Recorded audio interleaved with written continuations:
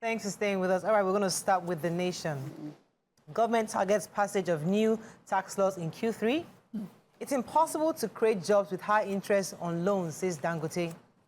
Varsities face another round of disruption. And some stories inside the papers. Yeah, so I think let's take a few stories. Okay. Dangote was speaking at the conference, a conference organized by the Manufacturers Association of Nigeria. He was in Abuja. I'm trying to get the exact name. He said one of the major impediments to job creation and speedy economic growth in the country is high interest rates, because it discourages investments and it hampers economic growth. He was talking about the 26.25% interest rate that the CBN recently fixed. He said it will incapacitate the manufacturing sector and make it more difficult for the economic to grow. He delivered the keynote address at the opening of a 3-day event at the National Manufacturing Policy Summit organized by the Manufacturers Association of Nigeria at the State House Conference in Abuja. Also in attendance was the Vice President Kashim Shettima, who is chair of the National Economic Council, and he reiterated that they are determined to team up with MAN to fashion out actionable roadmap and policy framework for the sector. But the businessman has shown us that the rich also cry. These policies have been stifling SMEs and some businesses, and if the richest one in Africa is talking about it, it's time for us to pay attention. One of the largest employers of labor privately cannot be objecting to setting new policies around taxes, and will take it with levity before all the small businesses go pack up. Okay, so Mr. Mele Kyari, that's the Group Chief Executive Officer of the NNPCL, has said that he's going to declare a state of emergency on crude oil and gas production in the country. He was saying that we are to boost the nation's production capacity for foreign reserves. He was speaking yesterday at an event. He was a keynote address at the 23rd edition of the Nigeria Oil and Gas Conference in Abuja. So he said that the state of emergency will be focusing on tackling all major obstacles to effective, efficient crude and gas production in our nation. Added that the 12 compressed natural gas, the CNG stations, will be inaugurated today. I think he said tomorrow, so I'm assuming today in Abuja. That's really exciting. He explained that all the detailed analysis of assets will be that bedevil the country, could conveniently produce millions of barrels eventually. So I'm happy that the CNG stations will be commissioned today, and we'll see how many will be rolling out at first in Abuja and then other major parts of the country. So we'll see how that goes. Okay, so I have activities on university campuses may be grounded from tomorrow. Non-teaching staff are set to down tools. The workers are seeking payment of their 4-month salary arrears and to resume the payment of the 35,000 Naira wage award announced in October last year by the president. The umbrella body, the Senior Staff Association of Nigerian Universities, resolved the action during their 48th regular National Executive Council meeting in Benin, Edo State on June 27th and 28th. The Joint Action Committee of the Non-Academic Staff Union of Educational and Associated Institutions and SANU had held on June 20, 2024, where they sent a letter to the Education Minister, Professor Tahir Maman, informing him that their members would begin a work boycott in 2 weeks if their demands were not met, and the ultimatum ends tomorrow. Also, they are happy, Also, they are not begrudging their staffs. There are some of their staff members that were paid their own 35,000 Naira, but they are saying that some states have paid, many states are yet to effect payment of the wage award to their members in their universities, hereby increasing their economic woes, while some have not.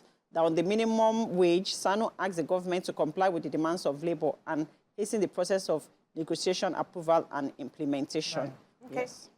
Moving on now to the Punch. Cholera, 33 states battle 2,102 cases as NYSC enforces strict camp rules.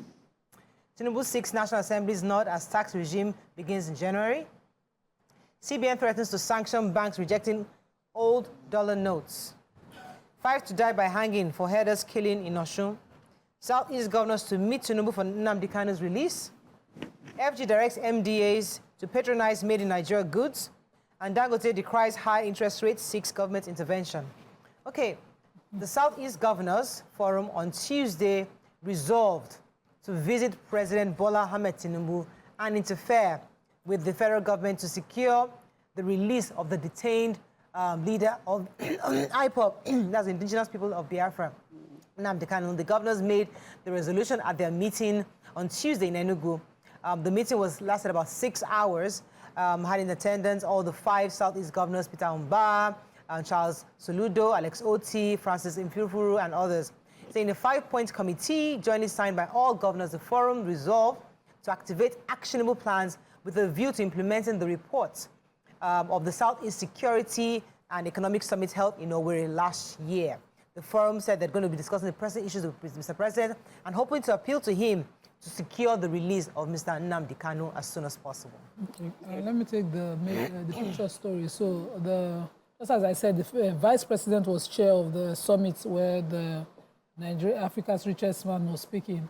And he said that they have called for the prioritization of local content and promotion of made in Nigeria goods, citing Executive Order 003. He said this makes the patronage of locally manufactured products mandatory and that the executive order is still in effect. He said that the federal government is also looking to partner or has partnered the Manufacturers Association of Nigeria to devise an actionable roadmap and policy framework that will refurbish the nation's manufacturing sector. He then affirmed that the framework would be speedily implemented. He also said that after declaring the National Manufacturing Policy Summit open yesterday, he said that he regretted that the sector has endured a series of setbacks over the past decades. Then he said that, let me read, distinguished ladies and gentlemen, I implore you to all leverage this summit to develop an actionable plan and to create changes we want in the manufacturing sector. I assure you that we shall always maintain an open door policy. He then stressed that there's a need to support local firms. Let us be reminded that we cannot achieve progress in our drive for industrialization unless we deliberately promote the production of capital goods, and we must focus on expanding our production base, prioritizing local content, and promoting made in Nigeria goods. And I'm wondering, we've heard this over and over, which Nigerian good is not good for the government? Because if this executive order is in effect, why would they buy cars from Japan? When we have locally made Nigerian cars, JC, Innocent, we have them assembled here. We make this law, we then exempt it from certain goods as per politicians' biases and preferences. Okay. So I have the Central Bank of Nigeria has warned against the continued rejection of old series and lower denominations of the United States of American dollars by its regulated entities in Nigeria. The bank threatened to sanction lenders that reject the currencies.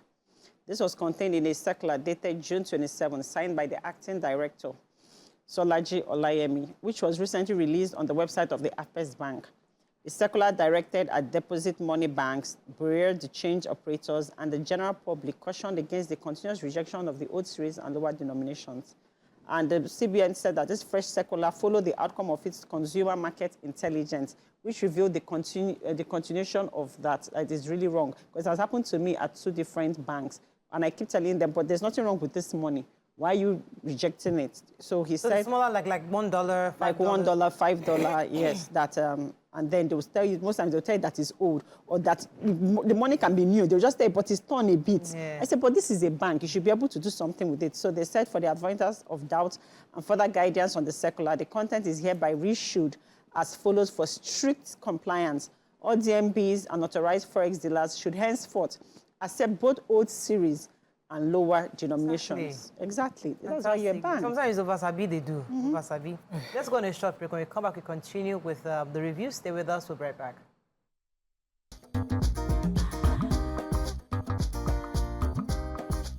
Stay tuned. Your View will be right back.